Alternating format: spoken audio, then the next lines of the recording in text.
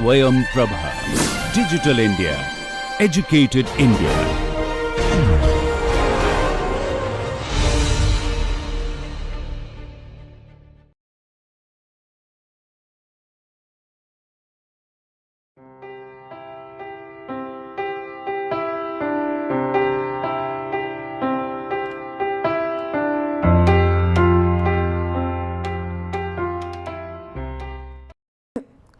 In the last lecture, we started with the evolution of the heritage conservation. We talked about how it has changed, and we talked about the Venice Charter, that the international charter for the conservation. We have talked about this Athens Charter, that how it led to the Venice Charter, and what are the basic tenets of these articles, and what it tried to say or establish through the articles. Now, after the Venice Charter was established and given a guideline or a pathway way forward to take care of our heritage all over the world, certain international organization also came up, and which in their capacity or role, different role, they tried to sort of given a guideline, and each of these organization has a different role to play. By that time, we will see that the Second World War already happened. A lot of demolition, destruction happened basically in Europe and some other countries. We lost a lot of our heritage, and that time it was very important to see that what should be the next course of action. One very important organization who plays very important role is UNESCO, United Nations Educational, Scientific and Cultural Organization, established in 1945. And this is the organization which takes care of the world heritage and works for both tangible and intangible heritage, a very important role, not only in the field of heritage, but in many other different fields is talked about, but in the cultural organization, heritage comes a part of that. ICCROM, the International Center for the Study of the Preservation and Restoration of Cultural Property, which is there in Rome. It is an international organization, a training organization.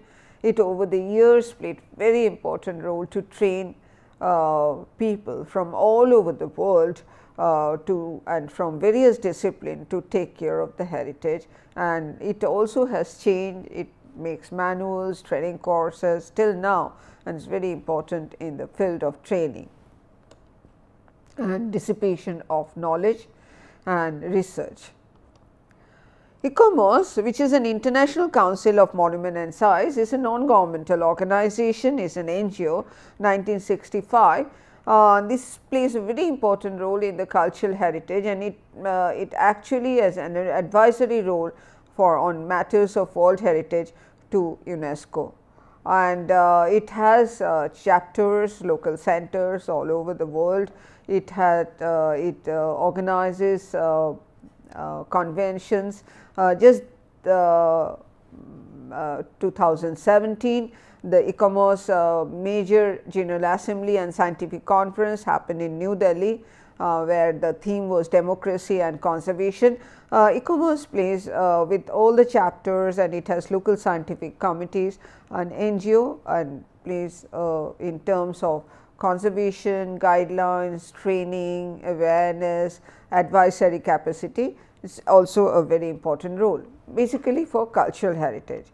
IUCN, which is the International Union for the Conservation of Nature and Natural Resources, it talks about basically the landscape, nature, natural objects and other. So, we see there, whereas ICOMOS and IUCN, they are more or less of similar organization, whereas ICOMOS talks about the tangible and intangible heritage, IUCN basically talks about the nature. And very recently there has been an effort to see that these two organizations, the apex bodies, they actually has a lot of common interest, and the movement and thought has been going on that how to combine their knowledge, how to put them together so that there is a much more interaction, interchange of things are happen, because we many of times we will see we can't really distinguish between the tangible cultural heritage and the nature and the intangible heritage. They are all very integrated.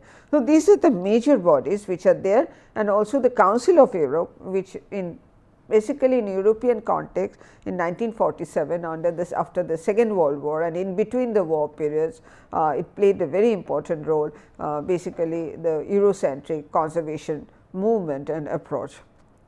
There are of course, each and every country has their own charters, either as a member of ICOMOS or IUCN. We will talk about that, the Indian scenario, they play a very important role. So, these are some of the apex organization which are very important when we talk about the conservation and heritage. ICOM, which is the International Council of Museum, which is also an NGO, is very related to that, because when we are talking about a heritage, it is not only important to preserve the heritage, but it is also important to share our heritage with the people. So, in that case the museum, the site museum and the museum, different types of museum are very important. So, IUCN and ICOM and ICOMOS, all these NGOs with their own expertise, own membership, own local chapters, convention and charters, all of them actually work hand in hand towards the same goal, conservation of our heritage, which we have inherited from the past, and to keep or take it to the future generation.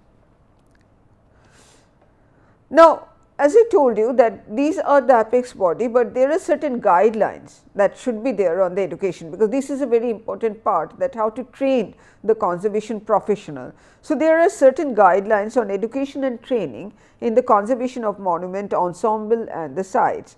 So, we will talk about this, some of the training guidelines, and see that what are the basic sort of an ideology which they are talking about. The first one talks about the object of conservation is to prolong the life of cultural heritage, and if possible to clarify the artistic and historical messages therein without the loss of authenticity and meaning. So, the training guidelines first talking about the object of conservation, to prolong the life of the cultural heritage, continuity.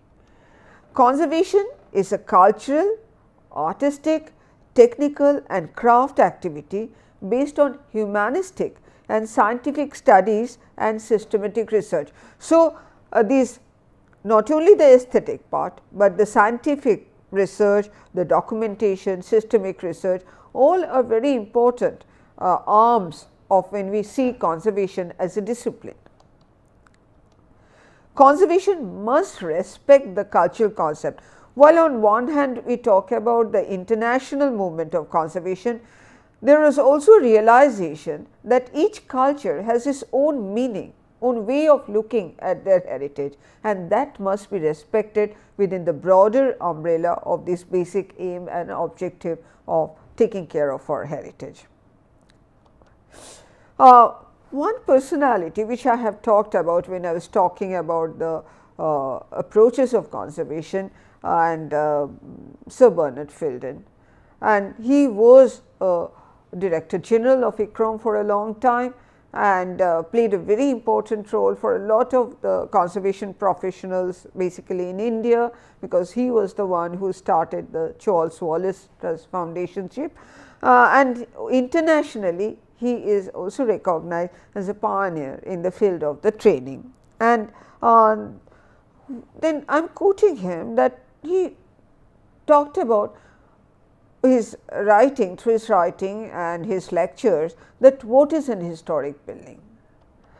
He talks about the briefly an historic building is one that gives us a sense of wonder and makes us want to know more about the people and culture that produce it. So, it is very interesting. He is talking the history, but here the product, the building is seen as a reflection of the people and the culture who made it, and that is intangible. Building is the tangible product. So, we must understand this basic essence, that what is the history and what is a historic building. It is not what we see as a product, fabric and other, but it has the people who built it, their culture which is imbibed in that historic fabric, and that is what is very important to understand.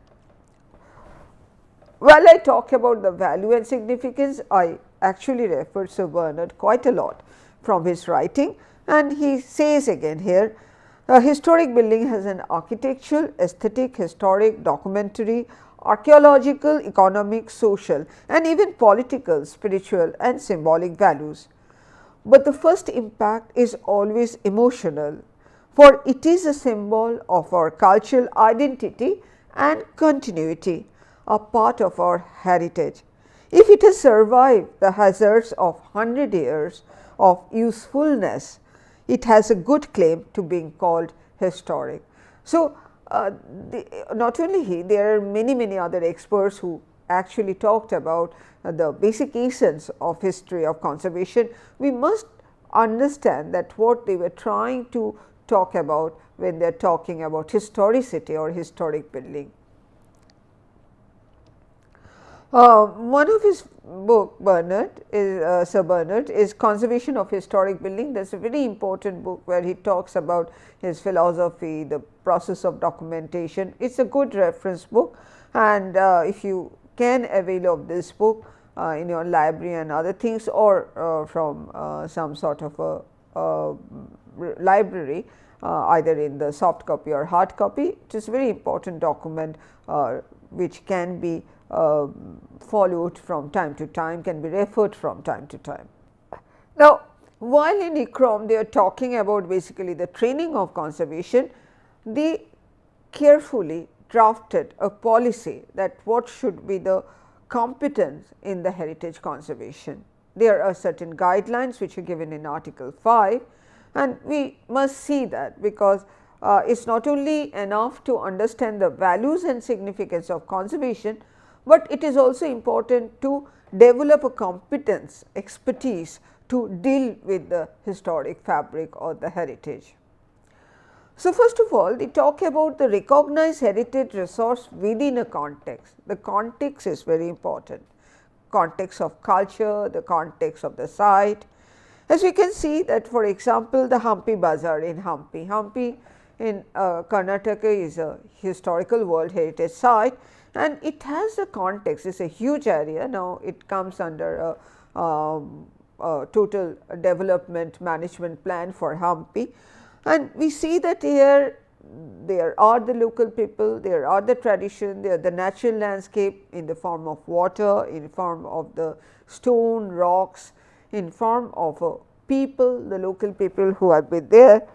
So, we can't really dissociate the historic structures apart from the context. This context is historical, context is the site, context is the landscape, context is the people, their value, their significance. So, this context must be taken into consideration when we try to understand and recognize the heritage resources. So, what it says? Read a monument, ensemble or site and identifies its emotional, cultural and use significance. We have extensively talked about value and significance in our earlier lectures. Understand the history and technology of the monuments. History and technology of the monument. What is technology of the monument? How it was constructed, what was the material, what was the fabrication detail. So, that is the technology of the monument. So, understand the history and technology of the monuments, ensembles or sites in order to define their identity, plan for their conservation and interpret the results of this research. So, is always a conservation specialist has to have a lot of research to understand not only the context, but also the technology of the monuments, and in order to define their identity. Understand the setting of the monument, ensemble or the site, their contents and the surroundings in relation to other building, gardens or landscape. This can be a small area, this can be a huge area, this can be a part of a city, this can be one singular structure, it can be a group of structures. But what is important to understand that where it is, what context, historically, site wise, landscape wise, and along with the people. Find and absorb all available sources of information relevant to the monument, ensemble or site being studied. So, what it is emphasizing is the need of the research, not only the documentation of the building or the structure as we see, but also the need of the research document through various disciplines, the technological, artistic, history, that makes a very important part before we start intervening in the structure. So, a conservation specialist should develop these expertise and be aware of that, be expert in that. After that research, which is also is an ongoing process, a very important part is the survey and documentation. So, when we are talking about the survey and documentation, what it is talking about is understand and analyze the behavior of the monuments, ensembles on the site as a complex system. So, it is talking about a system, not only what is visible in our eyes, that how it has worked over the years, how the things are interrelated. Diagnose the intrinsic and extrinsic causes of decay as a basis for appropriate action. How the decay has happened, what are the reasons for decay. This diagnosis is very important before you intervene to the structure, that what really is just not seeing a damage and then start repairing it, what really is the reason, and there may be various options, various causes. So, if you do not understand the root cause, it should not intervene before that. It may take some time, but it is absolutely important while doing the survey. So, it is not only just a measure drawing, there is a research part which is very important. Inspect and make reports intelligible to non-specialist readers of monuments, ensembles or site, illustrated by graphic means such as sketches and photographs. Remember that conservation is a multidisciplinary approach. We have to talk to the local people, talk to the authority, convince them. So, it is very important to make the report, on-site report and the next stage reports very important, very clear, because they are also important as a document and they must be communicated with the people and of all the disciplines. So, these reports are very important parts also for the future generation, even before we take some sort of intervention measures. So, as we see that there not only the identification is important, the location, the functional type, the dating if you have the evidence or if you have to go and take some sort of research for that, who are the persons or organization who are involved with that, the building materials, the techniques, the physical condition, the status of the structures, each and every element, and the protection status, all these various aspects have to be taken care of when the documentation and the survey is being done and preparing the report. As we can see that if you see that architectural research, it is existing and new data, and here it is not just a measure drawing, but looking into the old photographs, old drawings, old information, all are very important while we take or we make a report and for the documentation of the structure. Not only that, so it requires involvement of a lot of people from a lot of disciplines, archaeologists, historians, the local people, and the monuments, the museums. They are not only important, but also important is that the use of the technological advancements to see the structural condition, that what are the parts which are damaged or there is a water seepage, and then on the measure drawing very authentic measure drawing, exact measure drawing, these information are also have to be reflected, and this is what we call the status. We have to record the status report, and each and every element, their condition, status or have to be documented very clearly, and whatever technological advancements, tools and equipments is required, we must take care of that, and then that makes a complete report. And third, it says about understand and apply the international doctrine. We have talked about the Venice Charter. There are many other doctrines depending on what type of structure, what type of resources, heritage resources we are considering, and we have to understand the international doctrine for that. Like the natural landscape, there may be a Ramsar Convention for the Wetland Convention. So, depending on, there may be the intangible heritage. So, there are different doctrines which has been developing over the years. So, we have to understand that and know, understand and apply the UNESCO conventions and recommendation and ICOMOS and other recognized charters, regulations and the guidelines. There are many other regulations which are there, sometimes they are international, sometimes they are local, national and other. So, we have to understand these doctrines and we have to intervene according trying to following these approaches under their guidelines. Now, when we talking about the international doctrine, the UNESCO, as I told, is a very important. The UNESCO has convention, it has recommendation and it has declaration. There are three types majorly when it talks about that. These are all available in the UNESCO website, and ICOMOS has their various charters. Council of Europe also have convention and recommendation. They are all very important documents which are all available on the website. One can refer that and see that what they talk about. They become a very important resource material in understanding and taking care of our heritage while we are documenting and studying them.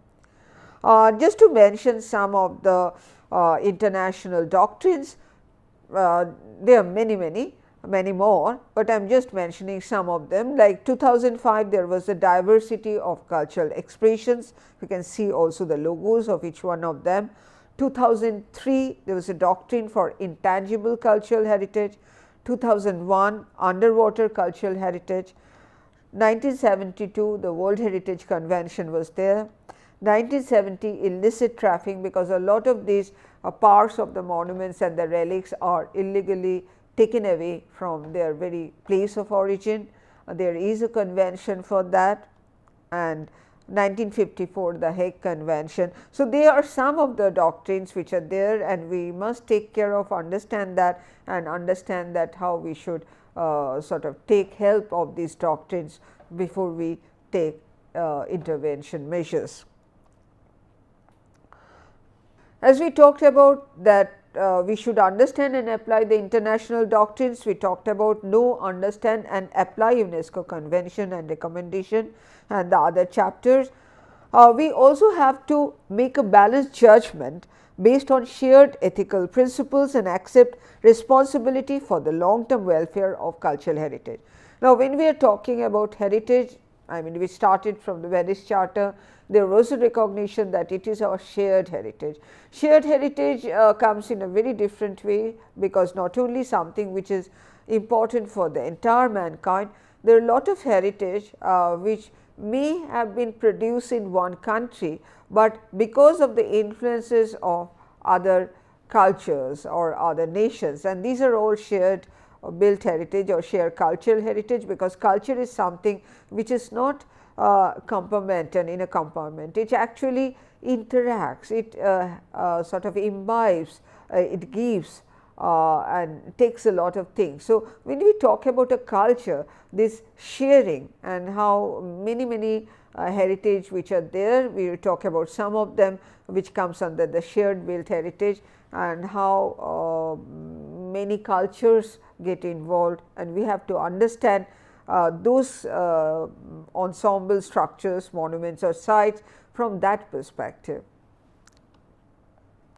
And until and unless we understand that, until and unless we accept the responsibility for the long term welfare of cultural heritage, it does not mean anything. That talking about the larger scenario is very important part when we talk about our heritage and conservation. And while we are talking about that, as we say, the sharing is a very important part. So, collaborate in conservation management. Not only the technical important and the rules and doctrines are important, the management is a very important part. More and more this management aspect of conservation is being realized, and so this collaborative effort between the different countries, between different nations, between different types of expertise are being recognized more and more. And so, this collaboration becomes a very important part of the conservation movement, which has been which is a part of the training. Recognize when advice must be sought. If you remember the Abu Simbel temple reconstruction, actually experts from all over the world came and helped depending on their expertise. Even now Archaeological Survey of India has been involved in conservation restoration of many countries. For example, Bamia Buddha, it was restored earlier under ASI's guidance, their involvement. Again, Cambodia is another example. There are many examples where international collaboration goes on and to take care of the heritage, and that is the spirit of heritage. So, recognize when advice must be sought and define the areas of the need of study by different specialists. Wall painting, sculptures, and object of artistic and historical values, and or studies of material and system. So, we can see that it is this collaborative effort between the different countries, nation and expertise is a very important part when we talk about our heritage. To give expert advice on maintenance strategies, management policies and the policy framework for environmental protection and preservation of monuments and their content. So, conservation is a learning process. We learn from the people, we learn from the local craftsmen, we learn from the experts, and this is actually the spirit when we talk about our heritage, and this should be the spirit. A very well known example of this collaborative in conservation management is the very well known example is the Humayun's Tomb conservation. Is a World Heritage Site, is an ASI monument, Archaeological Survey of India, and this is the first example, a very good example where ASI actually opened up and it invited not only the experts from all over the world, whenever depending on what was required, it also trained the local craftsmen, it took the financial support from the private organizations. Aga Khan Trust and the Tatars came in a very big way to support that, and it is an epitome of a collaborative practice of heritage, and now it is a world famous example of that, and it has been preserved. Not only the monument has been preserved, it is a very good example of the social and the local participation, where the adjoining area of Nizamuddin Basti and also a nursery from the British time, they become a part of this heritage. So, it is not confined within a particular period, not confined only as a symbol of one particular nation or a symbol of one particular type of culture. It is an example that how a collaborative, participative approach of conservation can lead us to the future, and open ended view actually is a very important part of this type of conservation management. So, as a part of that, we must understand that in such cases the document works executed and makes them accessible to people, not only just keeping them in museum or under a safe custody. The sharing is very important and making them accessible. The work should be multidisciplinary groups using sound methods. As I told you that whatever expertise is required, it has to be brought in, and training and awareness is very important part. to be able to work with inhabitants, administrators and planners to resolve conflicts. When we talk in this type of environment with multiple stakeholders, it is not an easy task. You have to convince, you have to resolve the conflict. So, management is a very important part, and based on that the conservation strategies which is appropriate to the local need, ability and resources. As I told you that this Humayun's Tomb collaboration, the Nizamuddin Basti and this entire initiative is a very important example of this type of collaboration in the conservation management. And because of this need for collaboration, some of the concepts are emerging, and as we say that we found out that the UNESCO has the convention, recommendation and international campaign, which is a very important part apart from the declarations.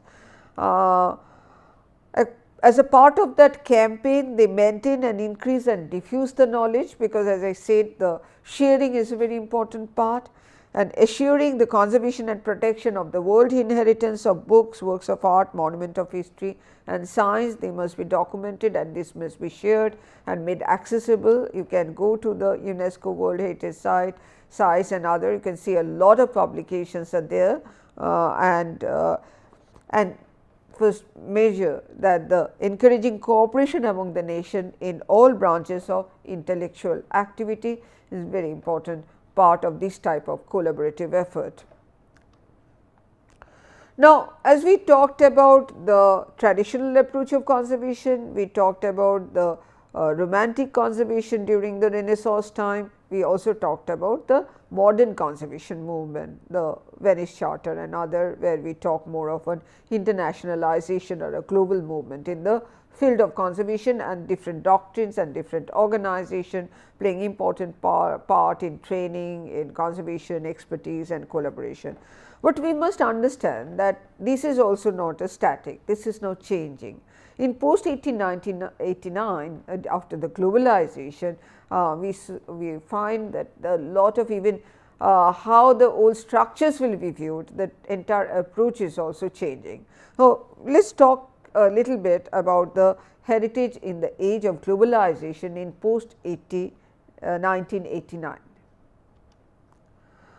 So, if you can see some of the basic points during this the recent time, one is that the shift from a nationalistic to international global perspective, it happened. It started with the Venice Charter and other. Due to the globalization is becoming more and more this globalization, this international or a global perspective. Another thing which is of much concern is the growing commercialization of the heritage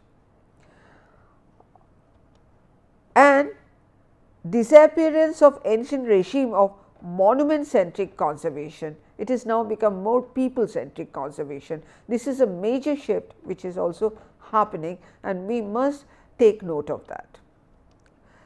Territory of intangible heritage or memory landscape. What is this intangible heritage, or more than the product or monument or structure? Now, we are seeing a shift towards the intangible heritage, the people's, their value, their ethics, the practices and beliefs. Not only that, but it is a memory landscape. Let us take some example of that. Or what is a memory landscape? We are saying dissolution of the real monuments, intangible heritage, cultural landscape and memory landscape. This is one of the theme which is recurring again and again in the present time. Let us take this example, which is the Ghetto Hero Square, Krakow, Poland.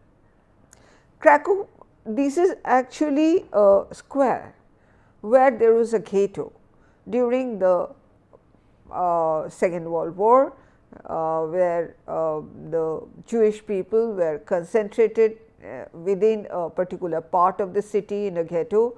The walls were put up, they were not supposed to, they are confined within that, and these actually was a part of that ghetto. So, what happened after that, when that Poland, we have discussed about the Warsaw and other reconstruction, but this is also happening, that this square, it has got now these 33 chairs which is made of bronze and timber, and they are installation to as a part of a remembrance to what happened there. It is not actually just pictures or reconstructing the ghetto or reconstructing or keeping the wall. They are an installation, the artist's interpretation or sort of a memory landscape, and these type of way of communicating the history or remembering the history, maybe positive or negative incident, is also becoming a part of the conservation movement, and this is what we call the memory landscape. And many places it is also related with tourism and other, but it has a much in-depth meaning. Also we see that because of the World Heritage status and the tourism promotion or the tourist promotion, the network of World Heritage cities are becoming very important, and also the urban heritage branding.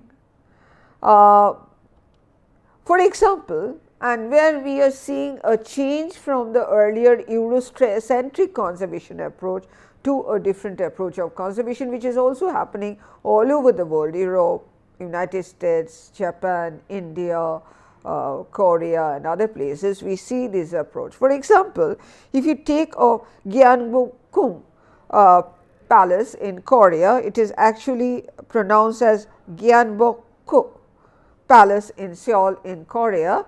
What happened, that this is a case by itself, that where during the Japanese invention there was a structure which came up and it was a museum for some time, and then it sort of, there were certain incidents and it got sort of demolished, and the original structure got demolished and a new structure came up which was used as a museum during the Japanese invention. So, while doing the reconstruction, that building was completely demolished, the Japanese building, and which was built during the Japanese regime. The old temple was reconstructed, and then we see that these arches or the gateways, what we see, they are actually facsimile reconstruction of the old structure. They are not authentic in that way, but these are attracting a lot of tourists, tourist branding as a famous tourist spot. So, we see a change in the interpretation of heritage, a change in the approach to the authenticity. What we have seen in the modern movement is now changing, and it is all related in a way also not only the modern or postmodern interpretation of heritage, but also it is related with the tourism and branding and interconnectedness and other factors. So, this is also something which must understand, that is this age of globalization, there is some sort of a change in the established doctrines what we have seen in the earlier time, the authenticity, integrity what we have talked about, or what we have talked about, what should be the restoration and preservation, they are changing. There is a shift in the change in their meaning, and we must try to understand this in today's context.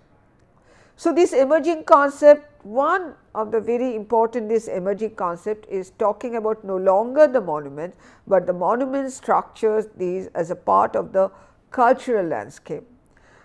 This is one of the emerging concept where I quote, illustrative of the evolution of the human society and settlement over time under the influence of the physical constraint and or opportunities presented by their natural environment and of successive social, economic and cultural forces, both external and internal. So, why we see that here the heritage is not only the physical part, but it is the cultural landscape which is very important. And what is culture?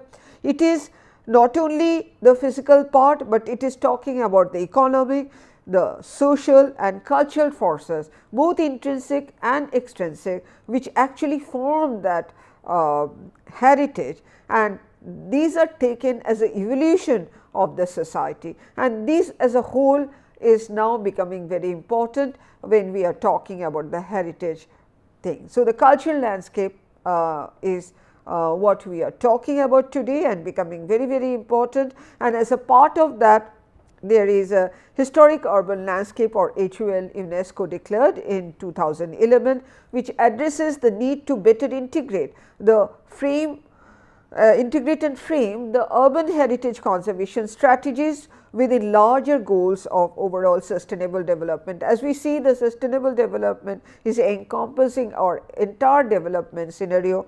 It is also becoming a very important part of heritage conservation, where the quality of human environment is becoming more and more important. The historic urban landscape is a very emerging concept of conservation approach, and where entire heritage panorama and looking at the heritage is taking a new meaning and a new interpretation.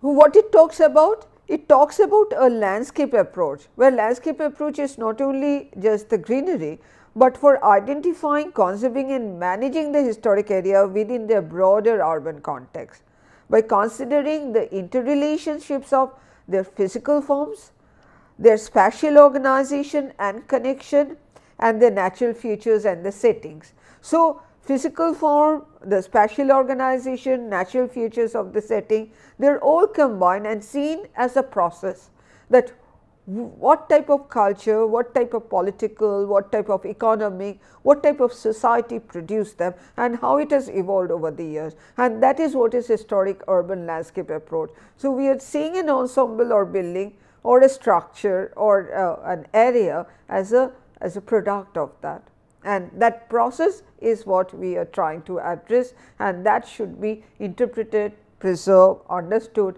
and there lies the significance. So, the social, cultural and economic values which are ingrained in those urban landscape or historic landscape becomes very important, how it has evolved over the years. So, Human's tomb, which I mentioned, actually these actually very good example of this historic urban landscape approach, because it talks about Human's tomb, which was a different period of history. It talks about the Nizamuddin Basti, the people who are staying there, and the Dargah of Nizamuddin, and then also there is a nursery which is a renewal and initiative. So, it is the awareness integrating of different periods of history, the process, and then also involving them in training them and incorporating them in the entire process. This is what is an emerging concept of conservation. And as a result, we see the world heritage. We talked about the world heritage is very evolving. Even the concept of world heritage we talked about later on is also changing. Here we see that very recently Ahmedabad is the world heritage as a first world heritage city in India has been declared, and where it is not only the monument structures or the layers of history, but the movement pattern, the community, the beliefs, intangible heritage, all are part of this recognition. And so, it is the recognition of the social and cultural values in urban areas, not only the monuments, but the normal structures, the craftsmanship, the people, the community, they are very important when we are talking about this historic urban landscape value and the world heritage status. According to that, I mean, because as these approaches are changing, the realization is changing, we see the different types of charters or doctrines are emerging. One is that is the Kyoto Vision of 2012, which talks about only through strengthened relationships between people and heritage based on respect for culture and biological diversity as a whole, integrating both tangible and intangible aspects and geared towards sustainable development, will the future we want will become attainable. So, we see there is a great shift. We are talking about the people, we are talking about the relationship of the people and the heritage, and the respect for not only the cultural, but biological diversity as a whole, and both tangible and intangible. So, people becomes the focus, their value, their heritage, their quality of life, the diversity becomes a very important part of the heritage, and that is the future we want to attain. And that is the essence of Kyoto Vision, and that is where we stand today, and it is a challenging area, and we have seen that how it has evolved over the years. So, as a summary, we conclude that we have seen the antiquarian approach of conservation, where the archaeology spins great stories about culture from physical remnants of earlier civilization. We saw the commemorative value, where the historian protects and tells the story of the historic place through reconstruction of state sets. We saw the aesthetic. The architect and architectural historian recreates the heritage vocabulary. For example, the Williamsburg, we talk about that. We also saw now what is there is the ecological bars of conservation, where emphasizes a more holistic view of the interconnectedness of building, landscape and artifacts as a way of understanding the world. Whereas earlier biases expressively used the object in isolation, this approach is much more integrative. This 21st century approach is based on the notion that artifact and ritual come together to create the cultural reality. So, the culture, people, integration of the economic, social, ritual, tangible, intangible, and emphasis on the evolutionary process and integration of the natural and the built and the cultural heritage, and mainly for the encourage the people as a center place and the quality of the life of the living. This is a very, and not only the people, I mean all types of diversity, the ecological diversity, the different types of species, flora and fauna, that is the ecological bias of conservation, and that is the major focus as we have seen today. And due to that, we see this Kyoto Vision, the historic urban landscape concepts which are coming and which is totally changing the how we are seeing our heritage resources and how we should take care of our heritage. It is a diversified approach, it is a panorama, it is becoming more and more multidisciplinary, becoming more and more challenging, and that is where we have to lead. So, in the next lecture, we will talk about the World Heritage Sites and how what are the convention and what are the criteria of the World Heritage Site, and then we will talk about the other aspects. Thank you. But also we must understand that it is only by integrating the commerce, culture and community can we achieve a balance between urban growth and quality of life on a sustainable basis. So, this quality of life and achieving a balance between the culture and community becomes the major essence, the basic essence of conservation or the heritage.